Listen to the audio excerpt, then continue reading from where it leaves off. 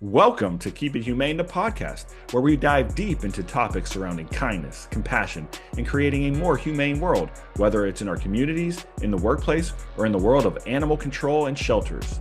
With our hosts, Ashlee Bishop. And Ashlee Bishop. And I'm Daniel Ettinger. This show is sponsored by Tomahawk Live Trap. Check them out, livetrap.com. Welcome to this bonus episode of 2025. If you didn't get a chance to listen to our season finale last week, last week, you need to check that out because it's just craziness. I can't even begin without listening to it. You have to just go in and then you have to check out the Animal Welfare Junction to hear the whole series because it is wild. Have you caught up yet? I have, and I'm like chomping at the bit for the next episode to come out of the Animal Welfare Junction because I was able to draw so many parallels to things I've seen within my shelter, like things that we're somewhat currently dealing with a open case, and also former executive directors and stuff. So Yeah, it's pretty crazy. And I remember you talking about your case and how kind of now hearing this one, how similar in some aspects yeah. they are. So yeah, it's pretty wild in that aspect. What else you been up to? Just trying to heal up. Let's see this hand. That's looking better. Oh yeah, it looks fantastic, but Yeah. the like stretching the muscle, the tendon, Mm. like that's definitely still pretty tender. So I go in tomorrow. No, yep, tomorrow. Are you sure? Yeah.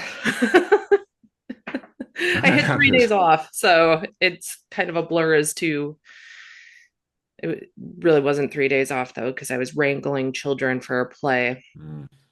Which my kids were in Madagascar Junior. And at first I was like, oh, I want them to be animal control officers. And then I saw it and I was like, nope, nope, I'm glad that they weren't. Were they the dog catcher in the play? My kids? No, No, my I mean, but that's oh, like that actual. essentially, Yeah, yeah. yeah. It's too I bad. mean, but they were, giant hippos and lions and stuff. So I guess you kind of need a little bit more of a dog catcher mentality of dart them and get them into a safe place. But Fair, fair. Well, if those are wondering where Texas Bishop's at, she's actually at her real job today. She's not at the candy factory. She is at her real job working, so she I can't join feel us.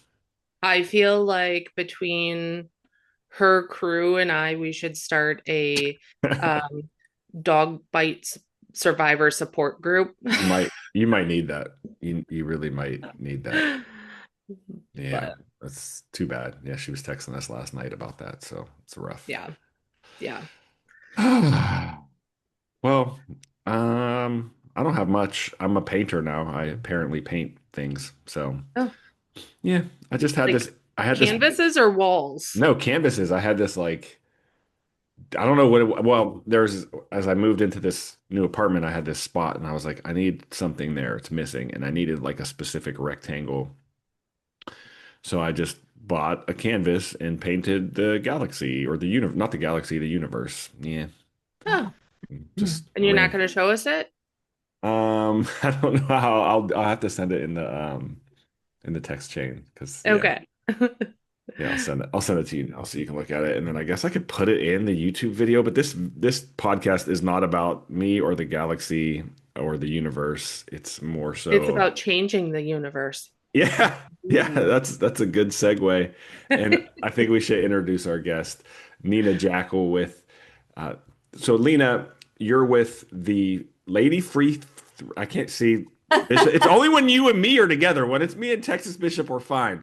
Well, You're Do with I it's intimidate you, early. Dan? I get it. Yeah, Lady Freethinker is the name of my organization, and it might not sound like an animal protection group, but that's what it is. And we work to expose and stop animal cruelty in many forms all over the world. You do, and just so you know, that is very normal for me to mess up names and or websites. So you're Yes. part of this group. So talk about your background, like how you came to this from where it all started, I guess. Yeah, I mean, well, it all really started when I was very small because I was obsessed with my dog Peggy and learned a lot from her in the ways of having empathy for animals and understanding that animals themselves also have, feelings like empathy. And,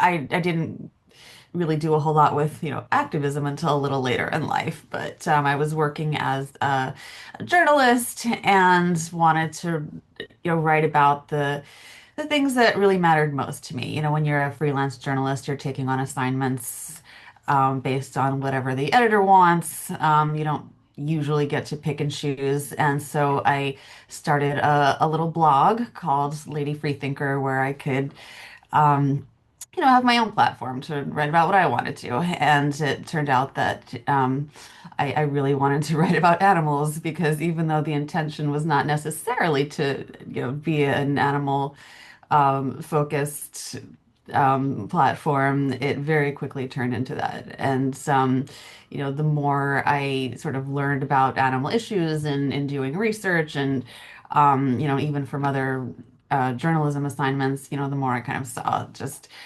how awful things are for many animals and how too many people are getting away with abusing them and how the systems are not serving them. And a couple of years in, I decided to sort of transform into a nonprofit media organization with a true focused mission on helping animals. And that was 10 years ago now. I can't believe it.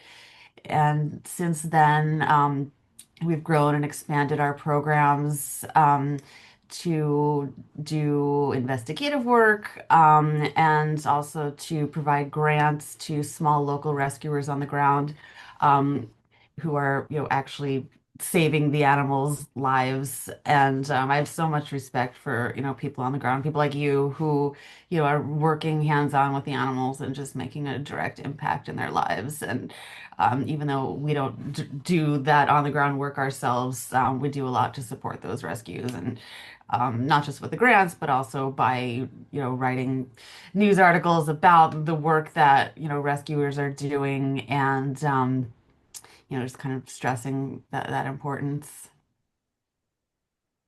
I want just so people know, like if you're listening, not driving your car and pulling it up on your cell phone while you're driving your car, because we don't do that. Go to ladyfreethinker.org when you're at at your couch or a table. But ladyfreethinker.org. Check out the website because there's so much. There's this. I was going through it and trying to There's a really, lot. yeah. I guess I want to start with the global aspect. Like you really have a global reach, and so talk about what motivated that and how you kind of got started versus. Yeah, I mean, absolutely. Animal cruelty has no borders. It happens everywhere, every country, every city, every region. And from the perspective of a journalist, I mean, nothing is really off limits. You can cover anything happening anywhere in the world. So it really kind of happened organically. And some of I mean, there are atrocities everywhere, but some of the worst ones do happen overseas. And um, I connected with people who were conducting investigations in, places like South Korea investigating the dog meat trade. That was one of the first sort of investigative, projects that I took on. And worked with them to get footage of what's happening to the dogs and then, place pressure on authorities to work to stop it. And, I know sometimes it's easy to think, well, it's happening, over there. Like, what can I do? What can I do from here? But the truth is that you can really do a lot. And we were successful in shutting down two dog meat auction houses, working with locals on the ground. I want to stress that, you can't come in as like the American and say, hey, I'm going to tell you what to do. You work with the locals because there are always advocates on the ground in those areas trying to help the animals too. So, um, supporting their work, distributing petitions in conjunction with them to present to authorities there, that can be effective and even just raising awareness and getting media coverage for some of those issues can also go a long way in helping with coverage. And the investigative work that we did in South Korea, did get coverage in the Daily Mail and in People, and that even though not everyone in South Korea is probably reading those publications, that it does still have an impact in raising awareness and eventually kind of trickles down to make a difference.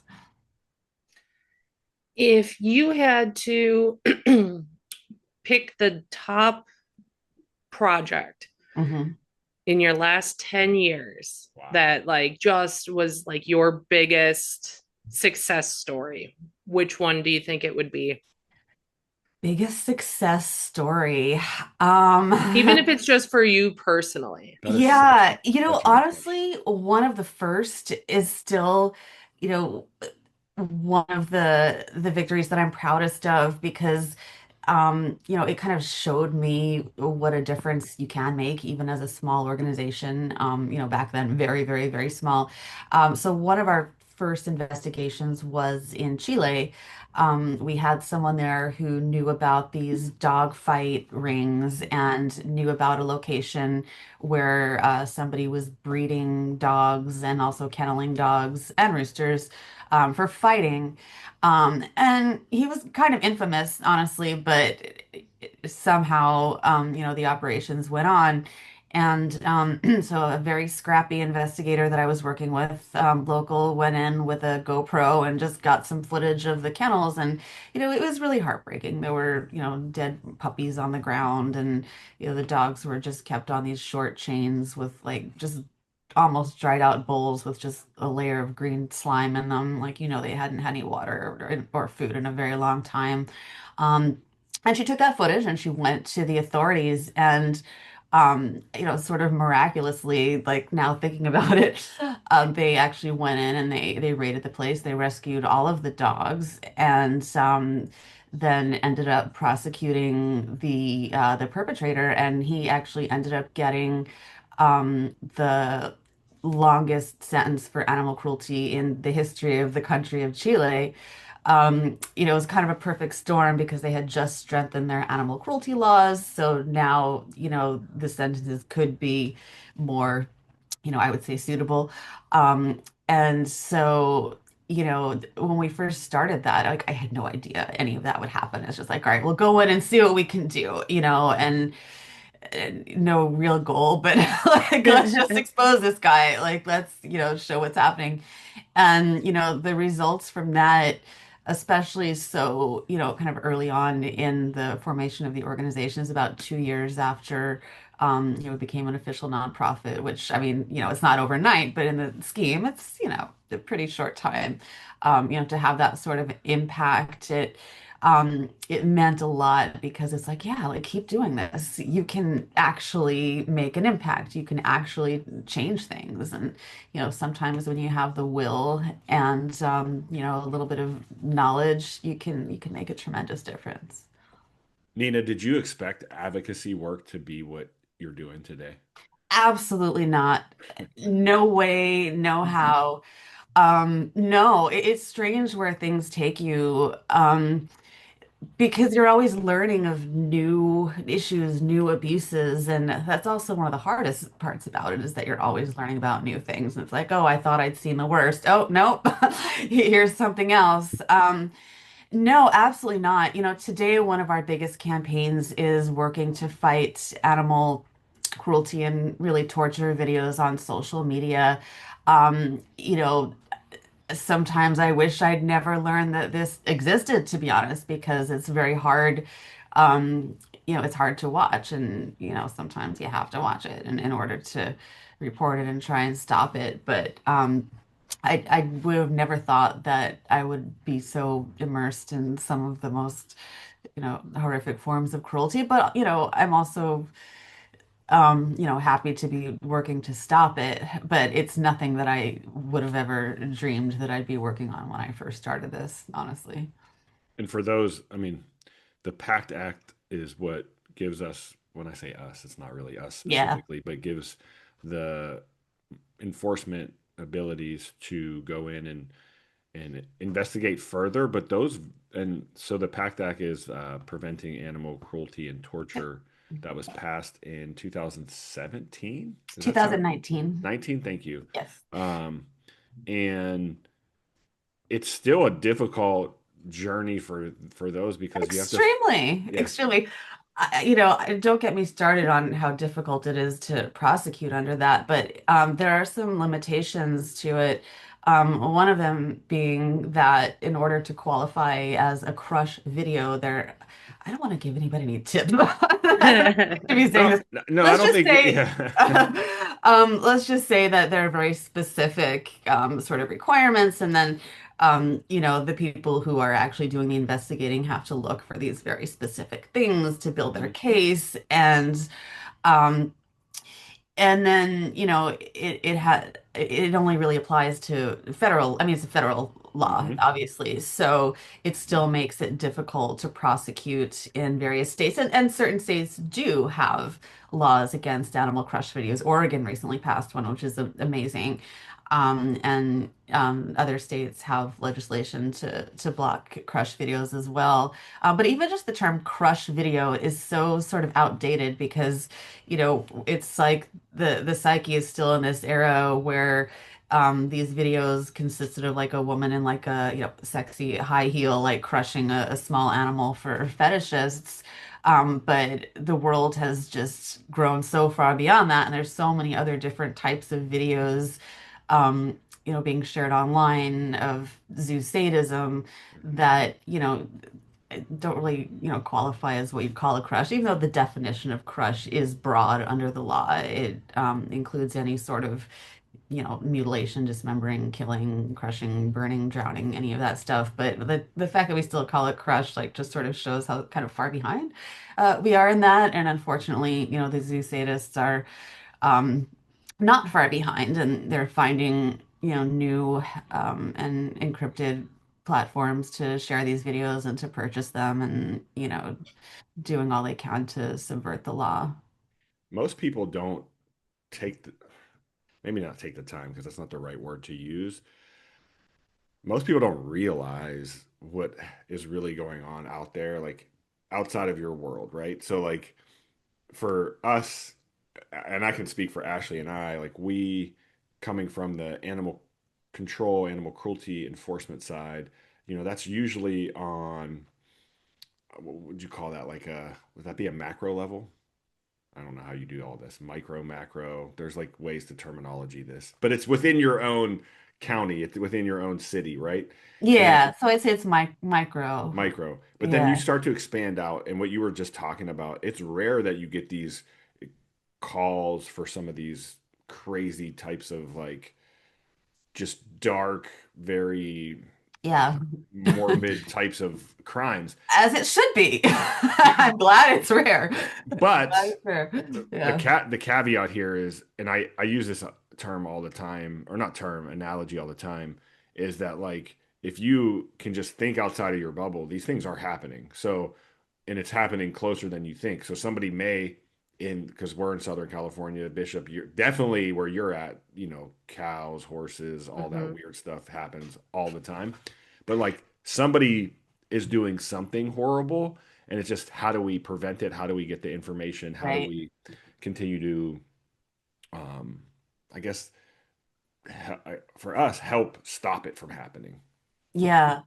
I mean, I think there's, a lot of opportunity and power at the local level. Like that's where a lot of this starts, honestly. And even with the federal cases, it always starts in one small location, and you're, kind of trying to gather evidence there. And um yeah, I mean, I have a different perspective. Obviously, I have obviously kind of a global, look at this, but it takes, it takes the people at every level of the chain of animal protection to really make change for the entire system. Mm-hmm. Mm-hmm. I mean, I feel like the cliche "it takes a village" is, you know, appropriate there. And speaking to that, like, how many people do you have in your organization working on cases around the world? Yeah, so we have a team of around 10. And Sounds yeah, like we could use a lot more. absolutely. We are we're scrappy and we do a lot for our size, but I mean, yeah, some of these issues are, too big for, just my organization to take on.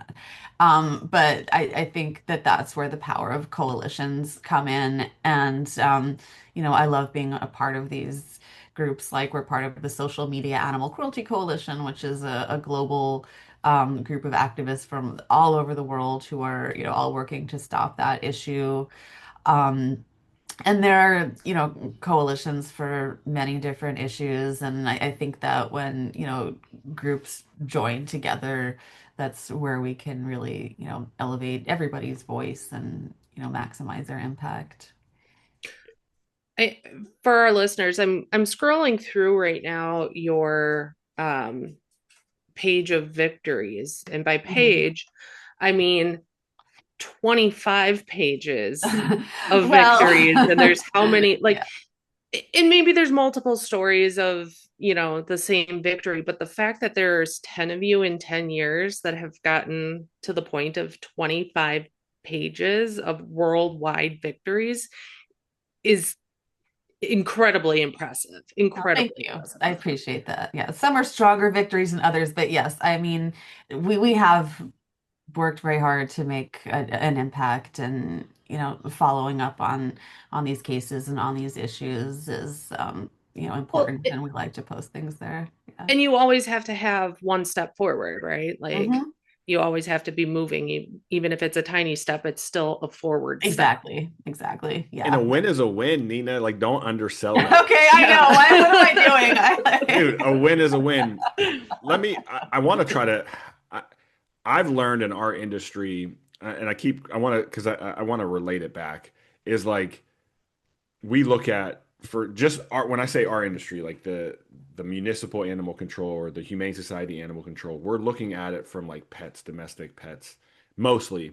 But the amount of animal cruelty that goes on, and there's this weird like separation between the advocacy world and the animal cruelty investigator or the animal control officer world. And I don't know why that is. Like I haven't really pinpointed Mm, that, like even me being someone that's plant-based in this industry, I'm the anomaly, right? Like really? most animal control officers like hunt and Really? oh yeah. Mhm. I had no idea. I'm the anomaly when it comes to it. So I'm the weird one. But Wow. Well, good and for you for For being the many weird reasons. one. there's many reasons for me being the weird Well, one. But I guess my point is like, how do we tie it in to show that like the work is meaningful no matter how you're doing it and where you're doing it? mhm. And it like Bishop, help me on this. Like it should not, I'm not, let me just qualify this. I'm not saying anybody listening that is an animal control officer should be vegan. That's not where I'm going with this. I'm more so like, how do you get involved? As I'm looking at your website, and then I went to the social media coalition uh, Mhm. just to look at that too while you brought it up. And there are so many different organizations listed on here Many. that are Mhm. just like it's zoo stuff, it's agriculture stuff, like it's everything. So how do we get more people involved to maybe, I don't know, be impactful outside of just their day to day? Yeah. No, that's a good question. And now that you think about it, you're right. I don't see a lot of bridging between, animal control and the organizations that, I work with. I mean, hopefully there's some at least, Even working well, on, and yeah. take like the events that we do, like fundraising events. Like let's say you have Mhm. gala. What do you call it? Gala. Yeah, there are like three different ways to say it. It Yeah. doesn't Let me matter just which fix Tomato, my one. tomato. let me fix my hoodie. Um, but it's primarily it's going to be the people that are in your world, right? Like we're not getting the invite to come and support and learn more about it, or animal control conferences, even the big one, even Humane World, like the expo, that's still going to be like shelter animals for the most Mhm. part. They may have like a little piece that is going to talk about like world advocacy, but for the most part it's like shelter stuff. And so I would love to just see us continue to grow. Like how do we I want to play devil's advocate here. Yes.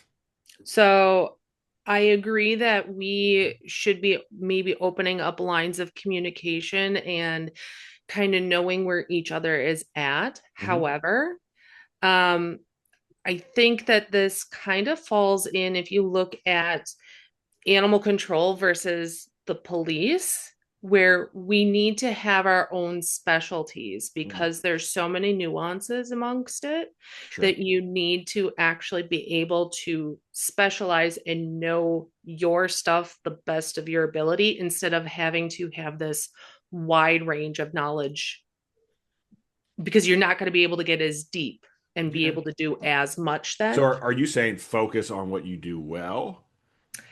Focus on what you do well with the ability to communicate and know where to ask for help from others. It's not what you know, it's who you know. Yeah. Hmm.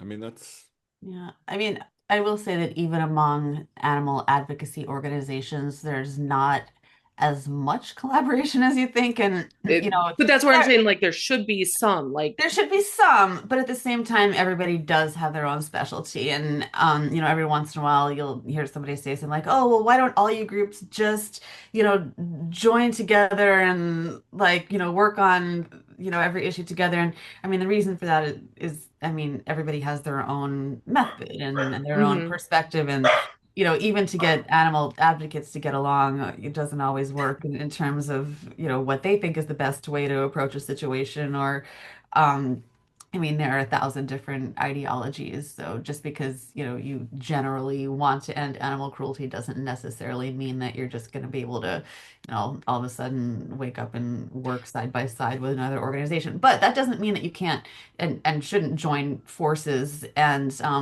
have collective actions that are, specific and targeted. And I think those collaborations are really important for that reason. But it doesn't mean, meld everybody together into just one giant, like a humane world on steroids kind of thing. All right, I have a challenge for Humane World or ASPCA or any of these organizations that are doing any of these national or even worldwide conferences to take a small page out of NACA, where NACA has started doing the summits for animal control officers per state before the expo and create a single day summit where you bring everybody together to have a meet and greet, learn about other organizations, pass out business cards so that, again, you come across something at a zoo and you're like, yeah, this is beyond my capabilities, but here's who I know I can call on to help or to take it over. And to create some place for us to actually congregate, have the communications, and learn about each other without needing to specialize. Sorry, I have a kitten trying to Oh, climb my oh. hair. I like where you're going with that. And I think that, you know, we with the power of social media too and or just technology that we have, like there's ways to continue to do it, whether an organization does put together something like I think that'd be wonderful, like a just a united animal welfare, whatever you would call it, just to network and not have maybe any facilitated classrooms, but more like roundtables, discussions, like Mhm. what are people doing? That'd be pretty cool. Yeah. Nina, have you worked with animal control on any of these investigations, or have any of them Um, ever not crossed? not on investigations.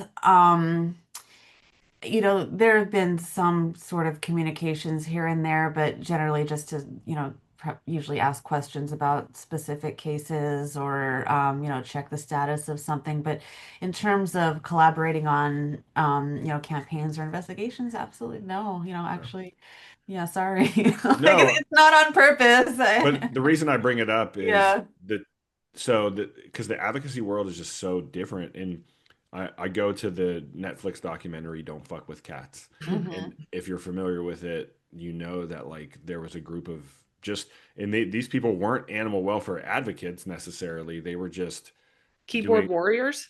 yeah, they were just doing the right thing. Yep. And they kept trying Yeah. to report a guy that was a huge concern that abused animals. And Yeah. Yeah. so, Luke, oh, Magnotti, right? yeah. That's a And I horrible just, case. I'm, I look at it like, for example, we'll get occasionally, when I say we, like animal control throughout my career, we'll get calls that get routed through PETA. So like someone will call PETA Oh. to complain about a circus or a zoo or Hmm. something like that, and then they'll route it through. Oh. They have their own, and we've had her on multiple times. Daphne Nakminovich, the investigator, she's the like director of investigations for PETA, and so yeah, they have their own investigations department, but they're not going to be able to go into a local jurisdiction and investigate. Exactly. So Exactly. then they Yeah. pass it on, and so I know some agencies have had that, but just Hmm. yeah, maybe this opens the door for more of that for you guys too. Absolutely. And we have reported some cases before. I will backtrack somewhat and say that we have, but in terms of collaboration after that point, it hasn't really happened. So, yeah. Fair, yeah.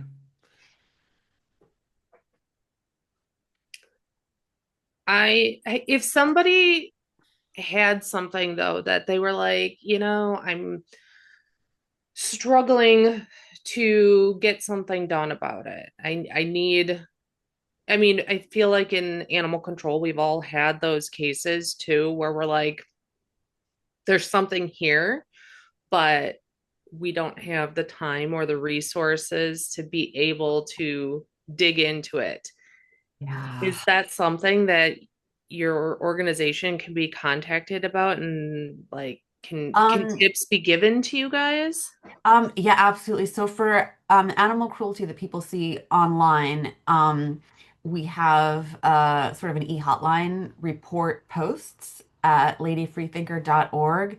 And I actually really appreciate when people send us that information because, we're always kind of searching and trying to monitor and track it, but we can't find all of the animal cruelty happening on the internet. It's just not possible. So I actually really appreciate when people, write in and send us that. It depends on the issue, of course, like you said, we can't go in and investigate if somebody says, well, I think my neighbor is abusing their dog. That's where we would say, hey, please reach out to your local, law enforcement or animal control agency.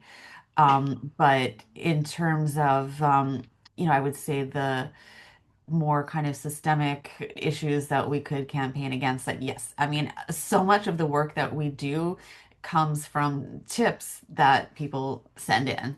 And it's vital. It's vital. Do you?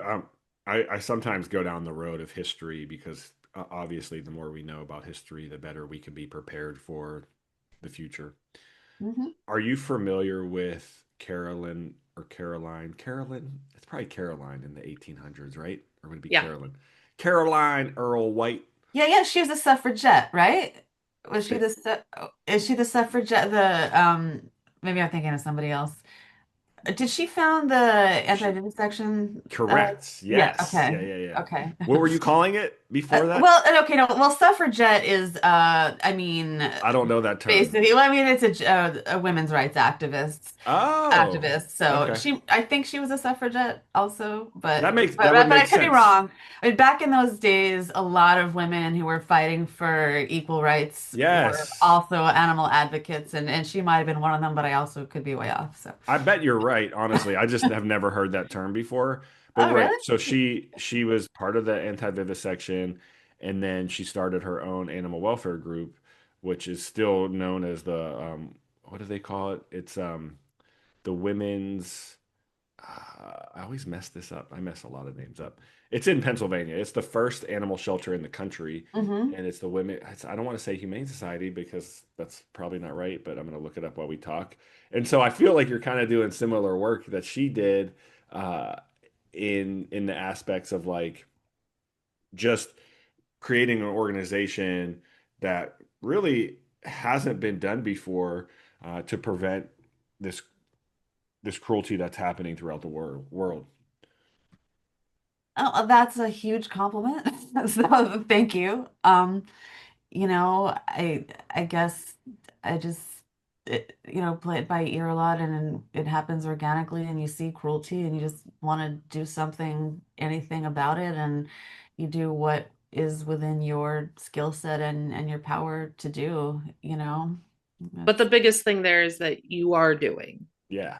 Yeah. Yeah. Like, there are plenty of people out there that they want to do something. They maybe don't feel they have the skill set, they don't have the ability to do something, and they sit there and they want to do something. Is there yeah. a way for people who want to support you because you have the ability, you have made a name for yourself, and you've kind of figured out the nuances of it? So if they want to do something by helping you, what is the best way for them to do that? Sign one of our petitions. Those are so critical. They allow us to go to policymakers and say, hey, 30,000 people added their voice to this. They want you to do something about it. And every signature, makes that much more of an impact. Obviously donations are always nice. Sign up for our newsletter. On our website, there's a little, form to get the newsletter. And if you do that, we'll send you all of the petitions and actions that we have. And are you doing any, like, do you do any fundraising events, galas, anything? Um, Like, you know, because we're such a global organization, on the ground events are challenging. So, most of our fundraising is online. And we do, send fundraising emails from time to time, and do some social media fundraising occasionally as I was well. just looking for a party to go to in the Yeah, Southern sorry. California area. I was like, when's this? Yeah, we've done a couple of those, and we might do another one. We don't have one planned right Sure. now, but it might be possible. I'm telling, maybe you can start the summits and open up those lines of There you communication. go. There you go. Work with one of the other organizations and do that. So what's the future look like for Lady Freethinker? Like, what is next on the agenda for you? Well, we are planning to go full steam ahead in 2026 with our campaign to end social media cruelty, our work to end the dog meat trade. We're doing some really important work in Indonesia right now, actually working with government officials who are, I'm knocking on wood right now, very close to banning the dog and cat meat trade, and working on a mass vaccination and a spay neuter program over there as well. They kind of go hand in hand. The dog meat trade is, rabies risk, obviously, and this is an area with a very high incidence of rabies deaths. So, it's kind of a win-win. Helps the dogs, helps the people, all that. And more of the same. You know, Probably take on some new campaigns along the way because they always seem to pop up. And we also do plan to continue our grant making work. Right now, we're sponsoring a shelter in Ukraine and helping some of those animals that were, rescued from the front lines, or their families had to flee and just couldn't take them. So that's a program that's also very near and dear to my heart. That's awesome. I think, the more that we can do, the better, like just ultimately the better that all the all the communities are going to be, right? Like the people, the animals, etc. So that's really cool. All right, it's my turn for my All favorite right. segment. This is my favorite segment of the show. Oh. I know. So it's 2020. I mean, almost 2026, right? Yeah. And so I don't want to talk about it. This year's I been know. And rough. so you need to fully embrace artificial intelligence, because if you don't, you're just going to be left Yeah. behind. It's basically, just it's the now. It's not even the future. So I love to ask ChatGPT, who are you? So who is Nina Jackel? Oh She's the boy. founder and president of Lady Freethinker, which we've established. LFT. Do you call it LFT? I do. Yeah. That's actually It's Just, on pretty the good. website a lot, I know. yeah. actually. It's just easier to LFT, say, it it's such a is. long name.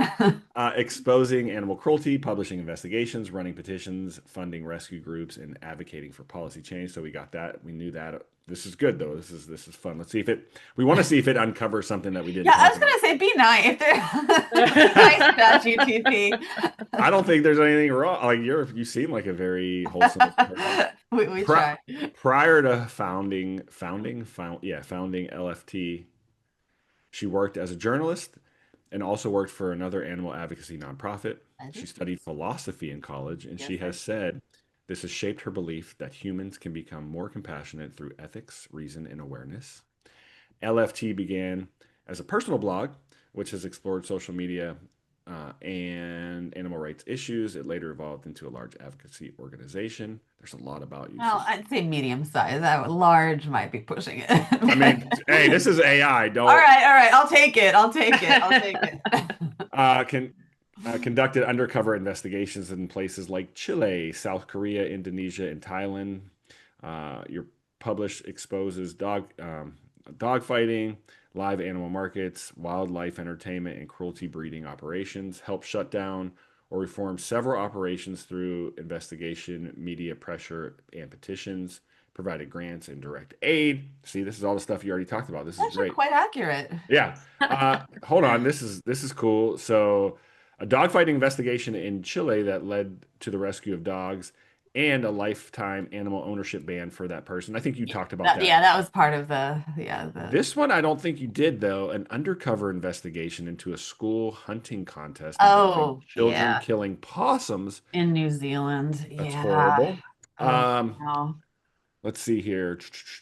Let's see. She strongly believes that public awareness and media pressure are essential to ending cruelty. Yes. Frequently emphasizes that animal rights and human rights are intertwined. Absolutely. Promotes the idea that change is possible when people see cruelty clearly and feel empowered to speak out.